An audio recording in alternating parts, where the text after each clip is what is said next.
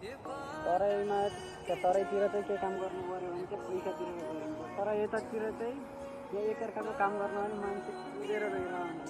सबले यता पैसा होइन पैसामा काम गरिन्छ, आज एउटाकोमा भोलि अर्कोकोमा। त्यो सबले मिलेर यहाँ 2-3 घन्टामा हुने काम 10 मिनटमा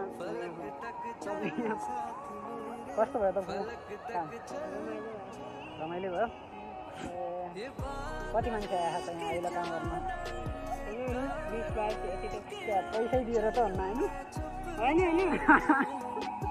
पैसो यता पैसो होइन चल्ने, पैसो हो चल्ने चाहिँ। ल